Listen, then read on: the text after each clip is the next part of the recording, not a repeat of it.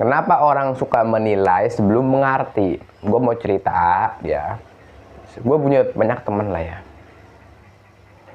Dan mungkin nggak semuanya itu orang pinter, orang biasa aja lah ya. Kenapa masyarakat kita suka? Dia belum ngerti sedikit, tiba-tiba langsung mau ngambil kesimpulan atau menilai orang. Yang pertama, budaya ikut-ikutan. Orang kita itu kental banget sama ikut-ikutan. Ketika ada ada berita baru atau ada video atau postingan yang lagi rame, langsung komen set, ditanya. Gue pernah bikin konten di TikTok kemarin, itu baru banget di post, baru ada seminggu palingan.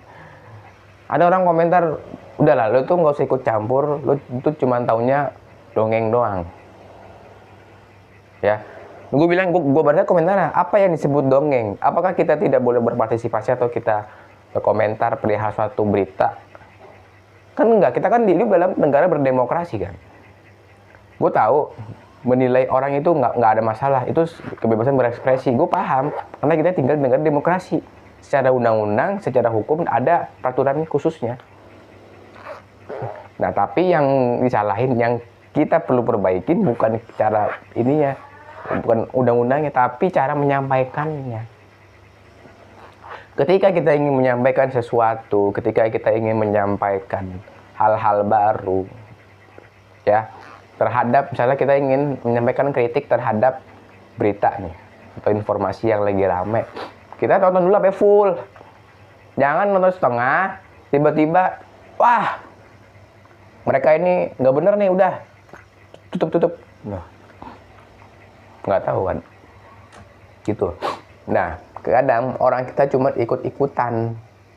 Biasanya kita kan memang budaya kolektifnya sangat tinggi ya, budaya namanya sih kalau secara sederhananya budaya bareng-bareng lah, tinggi.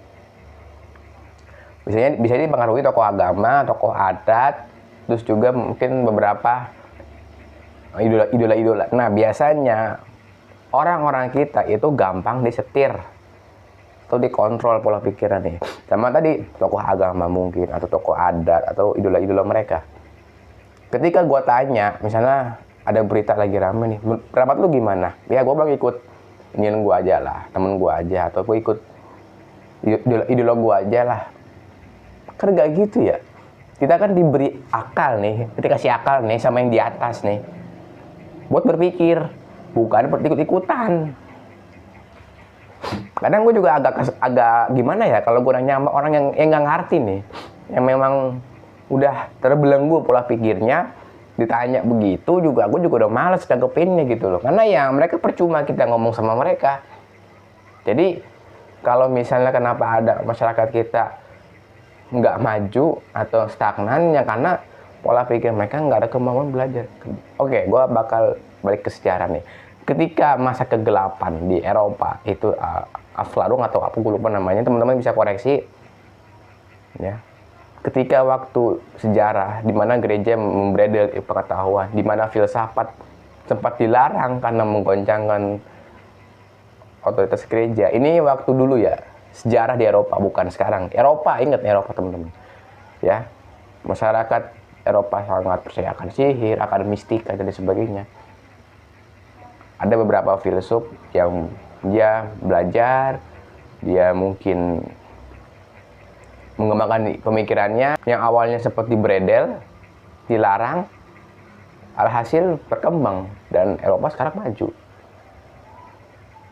Padahal kalau kita lihat sejarah nih ya, Muslim kita itu kan waktu era dinasti ya, mungkin Abbasiyah atau Umayyah dan sebagainya, banyak kan dinasti-dinasti. Kita nyampe era Golden Age kan, ada Ibnu Sina, Ibnu Khaldun, ya kan, itu orang-orang penting lah, orang-orang pintar. Ada filsafat, bidang kedokteran, ada Ibnu Sina, bidang matematika dan lain sebagainya. Tapi kenapa kalau kita mikir ya, kenapa masyarakat kita sekarang yang mayoritasnya Islam malah adanya kemunduran gitu loh.